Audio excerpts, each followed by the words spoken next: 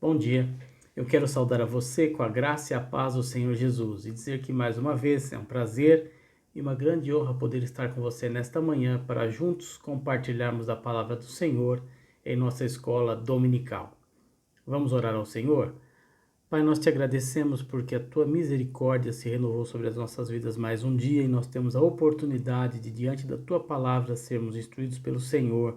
Ó Deus, que nós possamos ser transformados, tocados pelo teu Santo Espírito. Nos abençoe nesse intuito, é a nossa oração. No nome de Jesus, teu Filho. Amém. Irmãos, eu convido você a abrir a palavra do Senhor na carta de Paulo aos Romanos. Carta de Paulo aos Romanos.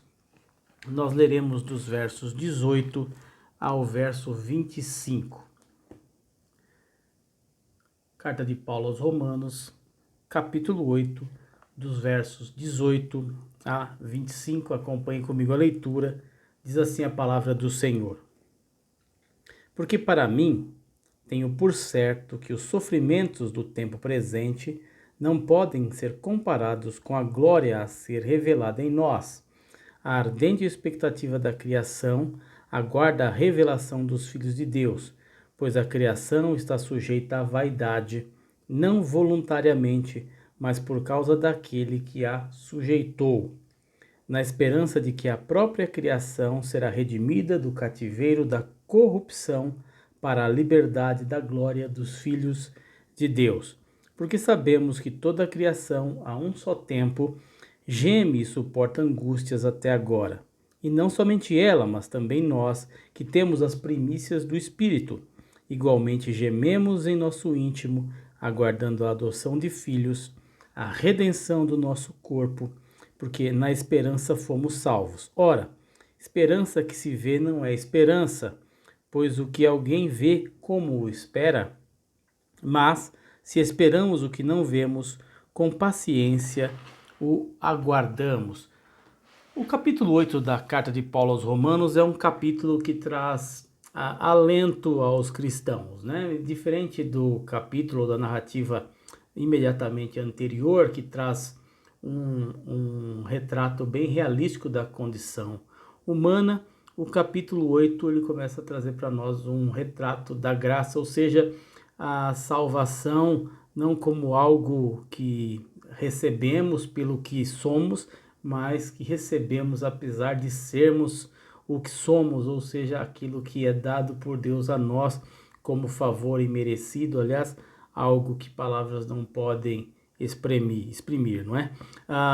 Eu gostaria de começar a trabalhar nessa manhã com um tema sobre a esperança do crente, né? E a gente pensando um pouco nos nossos dias, nós não vivemos definitivamente dias fáceis, né? Temos vivido dias de bastante apreensão, dias de incertezas, não é? Desde março, quando nós passamos aí a enfrentar a pandemia, nós temos vivido momentos de grande confusão, de conflitos, inclusive dias de medo para muitas pessoas, não é? A gente basta assistir ao noticiário que não é algo muito recomendável nos nossos dias, né? Nós temos visto tanta tristeza, tantas desgraças, né? Porque tudo parece de alguma forma concorrer para nos fazer sentirmos mal, sentirmos tristes, enfim, é algo que a gente vive, né, no nosso contexto atual. E diante de um contexto como o que nós vivemos atualmente, como nós podemos ter esperança, não é? Paulo fala um pouco sobre isso, sobre a esperança do crente, sobre a certeza do crente, nesse texto que nós acabamos de ler. E se é que nós podemos fazer algumas divisões para facilitar o nosso texto, eu peço que você acompanhe na sua Bíblia. A gente pode dividir em algumas partes. Por exemplo, ele vai falar um pouco sobre a realidade dos nossos dias e faz aqui um contraste entre presente e futuro. Você pode ver isso lá no capítulo 18, não é? Dos versos 19 até o 22, ele fala um pouco sobre a criação, sobre a expectativa, sobre o seu estado, sua esperança em relação ao seu futuro e ao sofrimento. Então, do capítulo 19 ao 22, ele fala sobre esses aspectos aqui da criação. No verso 23, ele fala sobre nós aqui, o que nos distingue, né? O que nos torna diferentes, o nosso sofrimento também, e também sobre as nossas expectativas. No versos 24 ao verso 25, ele fala especificamente sobre a nossa esperança, não é? Somos salvos nela, como deve ser e como que nós vivemos essa nossa esperança. Como eu disse, no verso 18, Paulo então faz aqui um contraste entre presente e futuro. Veja lá na sua Bíblia, ele coloca algumas expressões aqui que eu gostaria de deixar bem enfatizadas para nós nesta manhã. Ele coloca a primeira coisa aqui importante para nós, porque para mim tenho por certo. Você vê aqui a certeza do apóstolo. Ele, obviamente, Paulo vai falar aqui em um momento em que ele, no seu contexto também, vive sofrimentos, vive dificuldades ali naquele momento em que ele vive. Especificamente aqui quando escreve aos Romanos, Paulo está com o desejo de fazer uma viagem missionária para a Espanha e, em razão disso, precisa do apoio desses irmãos aqui em Roma. Nós conhecemos a história de Paulo, obviamente, de todos os seus sofrimentos na obra do Senhor e como ele foi capacitado pelo próprio Deus para suportar cada um deles. Mas o que nos chama a atenção aqui é essa certeza aqui que ele diz, né? Tenho por certo. E aí ele vai explicar essa certeza que ele tem, que os sofrimentos do tempo presente não podem, de maneira nenhuma, serem comparados com a glória a ser revelada em nós. Vamos pensar um pouco sobre o desenvolvimento que Paulo fala aqui. Ele fala sobre sofrimentos e nós sabemos da vida de Paulo, de tudo aquilo que ele sofreu. Açoites, perseguição, espancamento, naufrágios inclusive. Eu acho até interessante para que nos ajude aqui nessa manhã, que nós abramos a palavra do Senhor em mais um texto de Paulo também, na sua segunda carta aos irmãos da igreja em Corinto. Então, segunda carta de Paulo aos Coríntios, capítulo 4. Nós vamos ver o verso 17. Paulo falando mais uma vez aqui sobre aflições. Então, segunda carta de Paulo aos Coríntios, capítulo 4, verso 17. Porque a nossa leve e momentânea tribulação produz para nós eterno peso de glória, acima de toda a comparação. Veja que a linguagem de Paulo é a mesma aqui, e ele ainda aprofunda mais aqui a sua ênfase, dizendo que a tribulação, no momento, ela é leve, não é? E momentânea. Irmãos, é muito importante para nós refletirmos nesta manhã como é que nós enfrentamos as dificuldades, né? É óbvio que quando nós estamos no meio da dificuldade, ela parece que não haverá de terminar, que não vai ter fim e que ela é demasiadamente pesada para nós. Mas Paulo nos desafia aqui a termos essa convicção, né? Como ele diz aqui, tenho por certo que qualquer que seja o sofrimento dos nossos dias, ele não se compara com a glória vindoura. Há alguns aspectos importantes aqui quando ele fala sobre isso, né? A glória vindoura, a glória a ser revelada em nós. Isso se refere especificamente à nossa nova natureza que haveremos de receber plenamente na volta do Senhor Jesus depois de ressuscitados. Essa é a expectativa maior do crente. Essa deve ser a esperança que nos move, vendo a remissão completa do Senhor nas nossas vidas. E o que de cara aqui já serve de lição para nós é no que nós temos focado, no que nós temos aplicado a nossa esperança, não é? Onde repousa a nossa expectativa nos nossos dias. Né? Como eu disse, muitas pessoas às vezes se estribam ou têm esperança em outras pessoas, em governantes, no dinheiro, naquilo que se pode tocar. A gente vai falar um pouco mais sobre isso mais para frente, mas já é uma primeira reflexão aqui que desde o início se faz necessária, não é? Onde que está repousando o nosso coração, onde nós temos depositado a nossa esperança. Paulo fala aqui principalmente sobre isso, sobre a glória vindoura, e que qualquer sofrimento que possamos estar enfrentando no momento atual não é uma menor possibilidade de comparação com aquilo que o Senhor tem preparado para nós. Como eu disse, na sequência das divisões que fizemos, vamos falar aqui a partir do verso 19 até o 22, quando ele fala um pouco sobre a criação. Ele fala algumas coisas importantes e Paulo aqui, enfatizando com termos bastante fortes, ele vai falar aqui no 22, ou aliás no 19, a ardente expectativa. Não é uma expectativa simples da criação. E no que é essa expectativa? Ela guarda a revelação dos filhos de Deus. E aí, intimamente ligado com o que a gente acabou de ver aqui, sobre a glória vindoura e a revelação gloriosa, né, do dia do Senhor, quando nós haveremos de ser transformados, né, no dia da nossa ressurreição, onde receberemos novos corpos incorruptíveis. No verso 20, ele fala também sobre a criação, o seu momento atual, sujeita à vaidade, não é? Debaixo dos efeitos cósmicos do pecado, daquele evento tão terrível que a gente vê narrado na palavra do Senhor em Gênesis 3, com consequências cósmicas, com consequências universais. Vamos abrir a palavra do Senhor, inclusive, lá em Gênesis 3, e nós vamos ver alguns versos lá do primeiro livro da Bíblia, Gênesis 3, no relato da queda. Gênesis 3, leremos dos versos 17 até o 19. Gênesis 3, de 17 a 19. E a Adão disse: visto que atendeste à voz da tua mulher e comeste da árvore que eu te ordenara não comesses, maldita é a terra por tua causa. Em fadigas obterás dela o sustento durante os dias da tua vida. Ela produzirá também cardos e abrolhos, e tu comerás a erva do campo.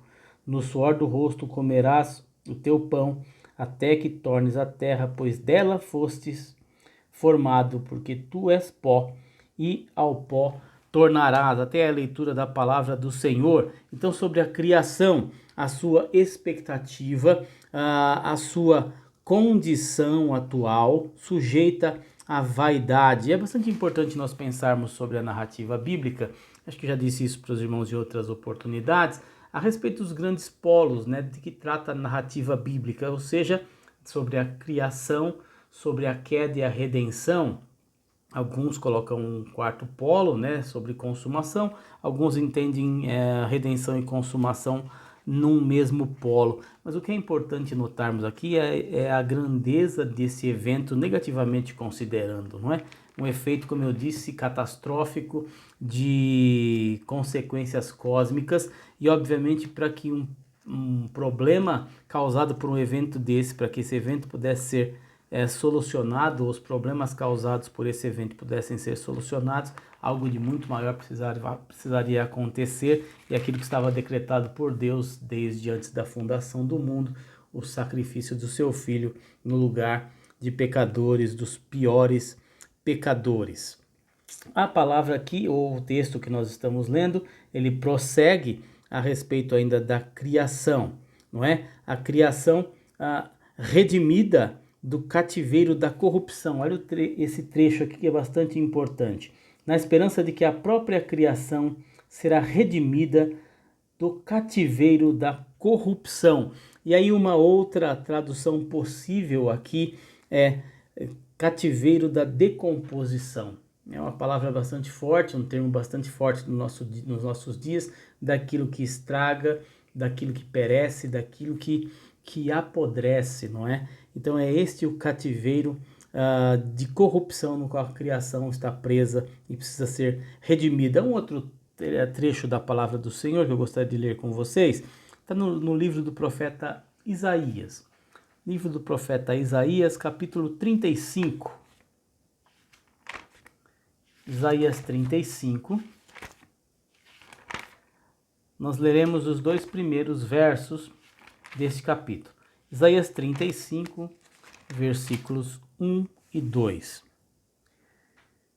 O deserto e a terra se alegrarão. O ermo exultará e florescerá como o narciso. Florescerá abundantemente.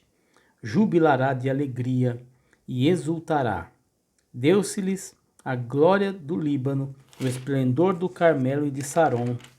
Eles verão a glória do Senhor, o esplendor do nosso Deus. Até aí, a criação então redimida, a criação livre desse cativeiro de corrupção ou de decomposição, né? Então ele coloca aqui, Paulo coloca um paralelo bastante interessante, a criação saindo desse cativeiro para a liberdade da glória dos filhos de Deus, ou seja, a regeneração de todas as coisas, algo muito maior do que a perda, o dano resultante da queda, como eu disse, desse efeito de proporções cósmicas de Gênesis 3, algo muito maior que isso, né?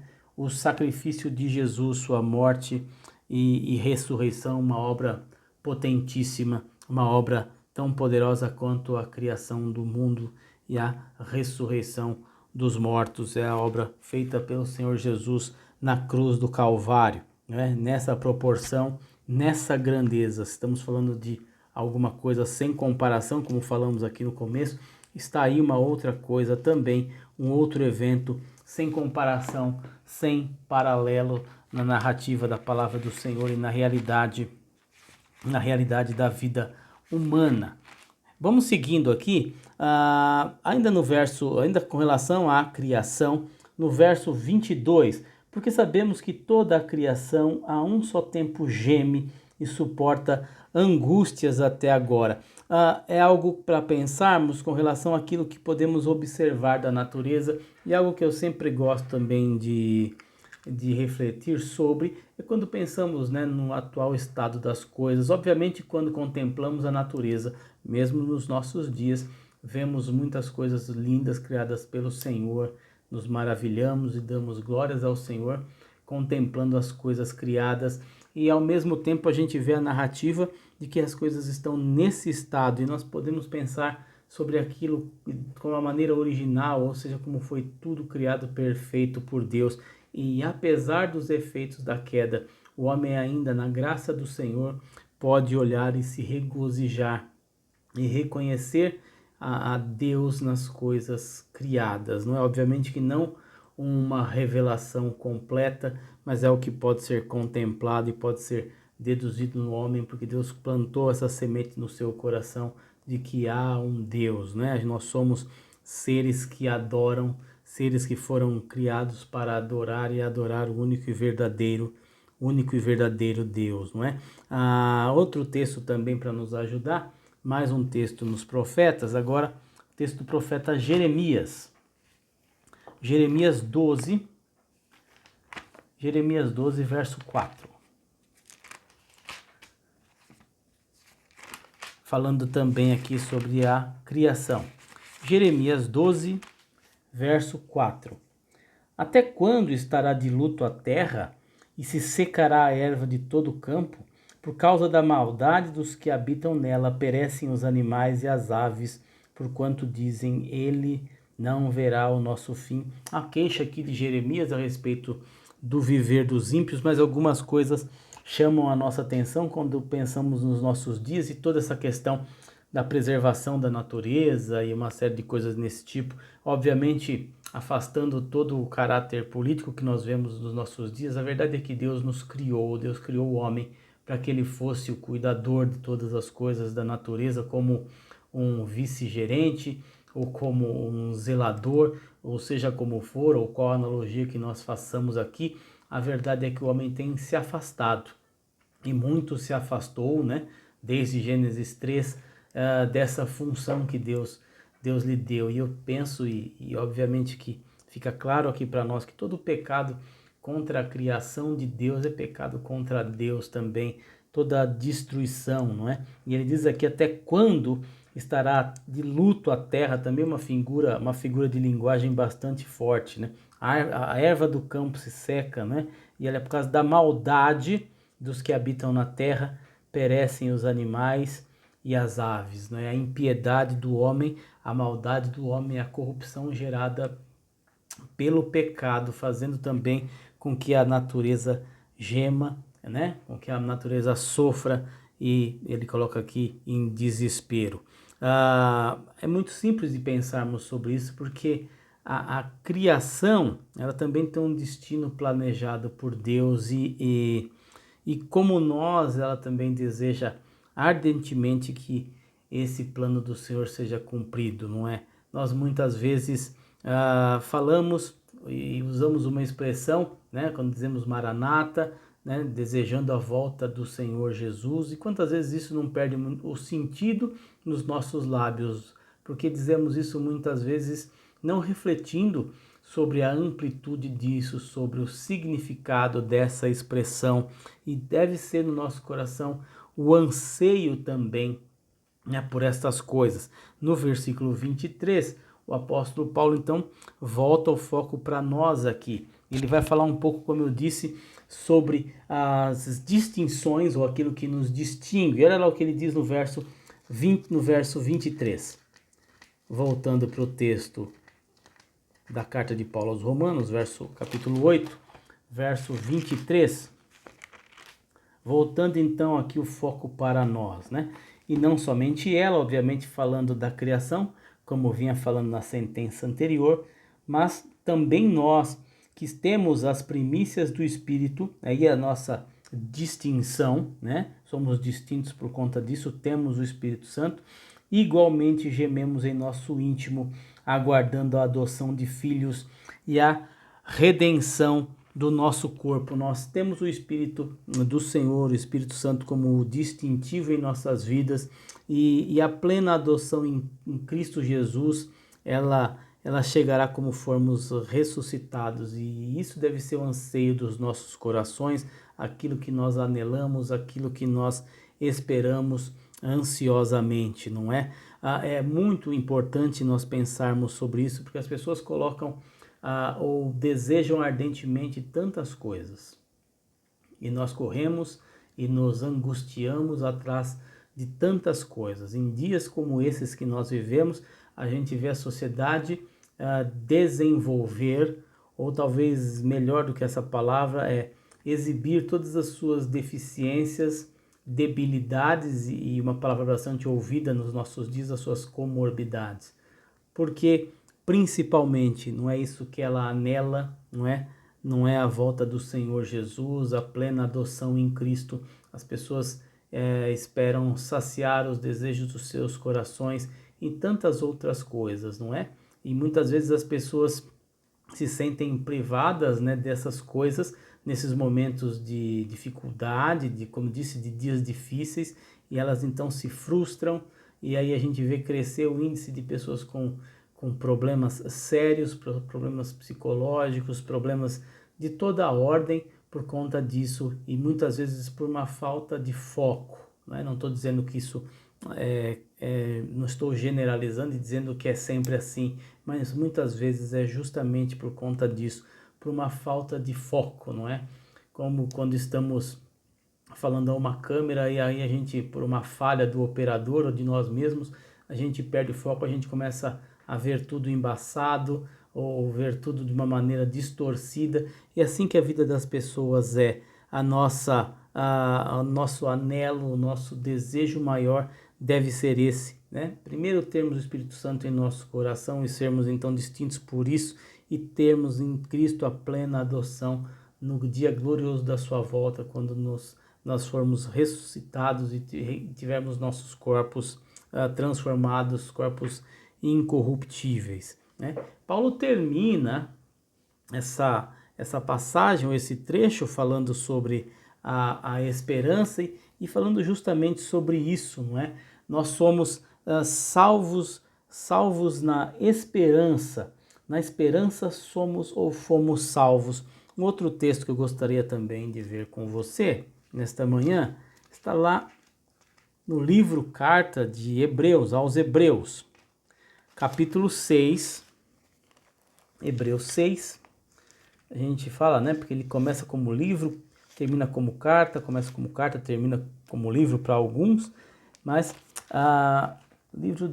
livro carta, então, aos Hebreus, epístola aos Hebreus, capítulo 6, verso 18. Aliás, leiamos também o 17. Fala um pouco aqui, então, sobre essa questão da nossa esperança e onde devemos depositá-la. Então, epístola aos Hebreus, capítulo 6, versos 17 e 18.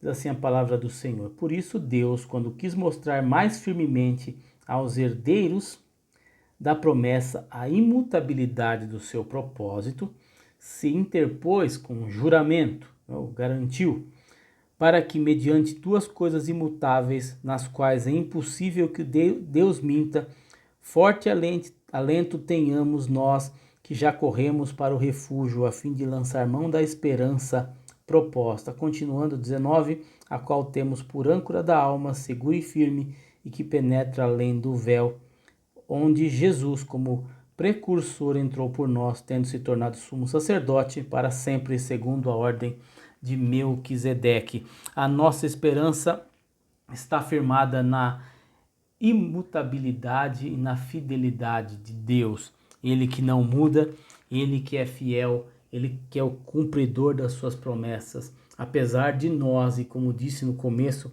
é sempre por graça, não é? É sempre por graça. Aliás, como grande distintivo da fé cristã.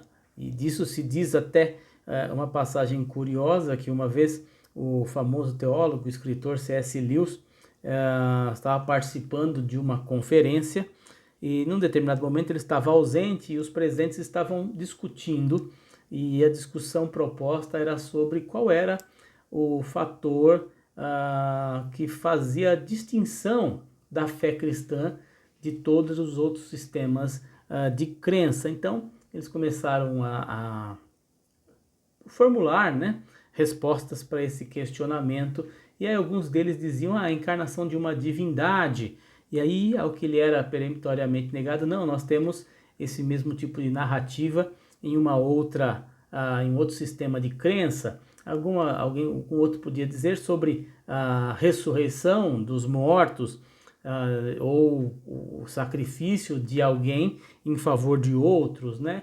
Ao que cada uma dessas hipóteses era então negada sistematicamente pelos presentes, fazendo alusão ao outro sistema de crenças que tinha essa mesma característica. E eles não conseguiam chegar a uma resposta a essa pergunta, né? Ao que se diz então, né, diz é quase uma lenda, que Lewis então adentrou ali ao recinto onde eles estavam discutindo e perguntou qual era então a questão que estava ali incomodando, né? Estava causando ali aquele desconforto entre os presentes, e eles então disseram: nós queremos saber qual que é o fator distintivo da fé cristã em relação aos outros sistemas de crença. Ao que Lewis teria respondido: esta é muito fácil, é a graça. E eles então pararam para pensar e realmente não puderam refutar essa resposta, porque começaram a listar cada um dos sistemas de crença, e cada um deles invariavelmente trazia consigo algum tipo de compensação que precisava ser feita para que uma salvação fosse alcançada, algum tipo de sacrifício, entre aspas, do seguidor da seita, para que ele pudesse ser aceito. E a gente vê no cristianismo esse grande fator distintivo que é a graça do Senhor. Ela faz toda a diferença. O fato de Deus, apesar de nós, entregar o seu Filho para morrer em nosso lugar, como disse no começo, morrer por pecadores, os piores pecadores, como alguns teólogos gostam de enfatizar, é algo bastante distintivo.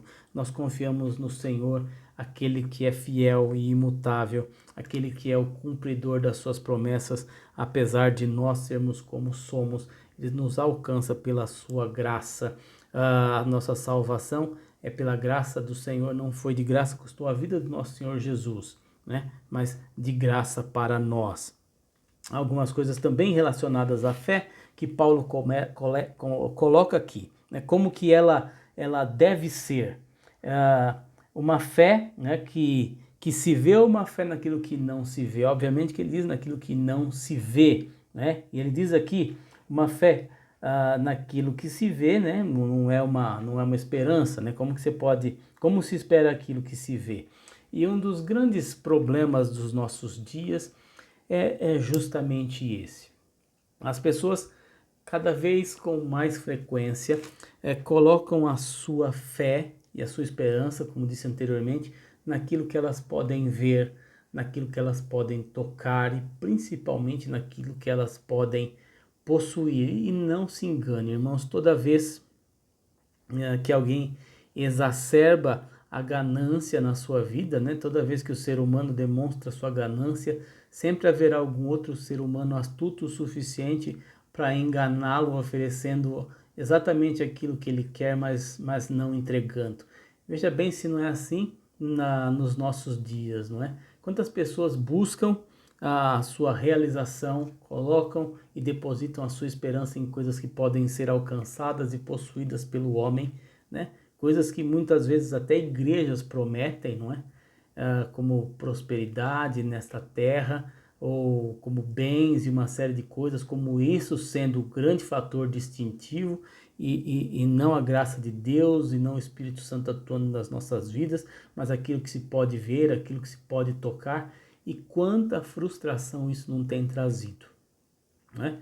Voltando a falar insistentemente nesses dias, não é? Paulo fala aqui a respeito do sofrimento do tempo presente, né? Lá no verso 18, ele não nega a presença e a existência desse sofrimento, mas o que faz toda a diferença aqui no caso é onde nós depositamos a nossa esperança. Então, nesses dias que eu disse, dias de grande angústia, dias de sofrimento para alguns, dias de incerteza para outros, a gente vê as pessoas se frustrando porque aquilo que elas de fato até conseguiram amealhar, conseguiram acumular em suas vidas, que conseguiram alcançar, não é suficiente para dar paz aos seus corações. A esperança do crente não está depositada aí. A verdadeira esperança do crente é o Senhor, é o seu Deus, aquele que não falha, aquele que não muda. A nossa fé não se baseia naquilo que nós podemos ver ou tocar, ela se baseia na palavra do Senhor. E ele continua dizendo aqui, na maneira com que nós esperamos ou como que nós vivemos essa nossa esperança. Vivemos com paciência, ou assim devemos viver com paciência, o aguardamos. Ele termina o verso 25 dizendo isso, né? Mas se esperamos o que não vemos, como de fato deve ser na nossa vida, com paciência o aguardamos. Aqui uma outra questão importantíssima, já caminhando para o final da nossa aula dessa manhã, a questão da paciência. Como isso é desafiador para o ser humano de uma maneira geral. Como é difícil nós esperarmos aquilo que não vemos com paciência. Veja bem, e aí você pode se identificar ou não com o que eu vou dizer aqui. Pelo menos comigo isso acontece. Muitas vezes por aquilo que é tangível, por aquilo que nós sabemos e às vezes tem até data marcada para chegar, não é? Nós não temos a menor paciência no aguardar.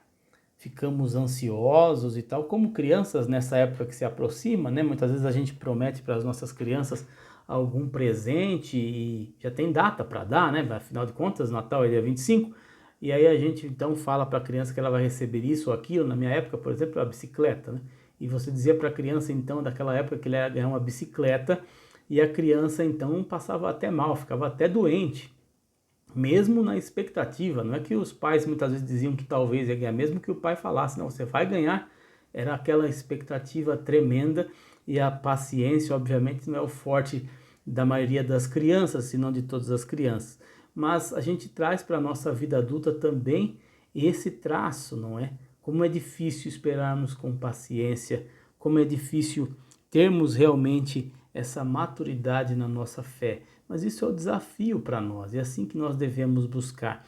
Da mesma maneira que Paulo se refere às nossas provações dos nossos dias, né, como algumas coisas que são transitórias e pequenas, não é? Obviamente, relembrando da vida de Paulo e de todos os seus sofrimentos, é um desafio para nós também o exercício da paciência, não é? Como é difícil e desafiador para nós. Também, sem dúvida nenhuma, efeito daquilo que nós lemos lá em Gênesis, né? Nós perdemos essa condição de esperar, aquela condição de confiar plenamente, de nos entregarmos. Só fazemos isso pela graça do Senhor, Ele que completa a obra em nós. Não é por nós, como eu disse, mas é apesar de nós que a graça opera e é assim que nós somos salvos pelo Senhor, né? A gente tem que aguardar com paciência naquilo que nós não vemos, inclusive principalmente. A expectativa e a nossa esperança tem que estar firmada nisso que a gente acabou de estudar aqui, mesmo naquilo que nós não vemos, na expectativa gloriosa da volta do nosso Senhor Jesus, Ele que vai plenamente consumar a obra da salvação nas nossas vidas. E eu gostaria de concluir, como muitas vezes eu gosto de fazer nas aulas com vocês, né, uma lição em algumas poucas frases. Então seria mais ou menos isso, que a nossa esperança esteja em Deus, que é o autor e consumador da nossa fé, como a sua própria palavra se refere a Ele, Ele que não muda, Ele que não mente, que tem guardado para nós inefável tesouro. Que Deus nos abençoe nesse sentido e que nós plenamente confiemos nele e que a nossa esperança seja verdadeira, não seja vã, não seja naquilo que podemos tocar, mas muito mais do que isso, seja firmada nas gloriosas promessas do nosso Senhor. Vamos orar mais uma vez? Pai, nós te agradecemos muito porque nós temos experimentado, ó Deus, o teu amor para conosco. Os livramentos do Senhor nas nossas vidas nós temos sentido. Nós te agradecemos, ó Deus, porque podemos ter a certeza, confiados na tua palavra, que as dificuldades e os problemas que enfrentamos, ó Deus, são transitórios e não têm comparação com a glória que está reservada para nós. Nós te louvamos porque isso é mérito do teu Filho, reconhecemos que não é mérito nosso. Te agradecemos, ó Deus, pela tua graça derramada sobre as nossas vidas e, ó Deus, declaramos humildemente que não temos a menor condição de sequer descrevê-la e mensurá-la. Nós sabemos que um preço alto foi pago por nós naquela cruz que era reservada para nós, inclusive. Nós te louvamos pelo teu grande amor e pela tua provisão nas nossas vidas. Nós oramos no nome do teu Filho Jesus, o nosso Salvador. Amém. Irmãos, que Deus nos abençoe.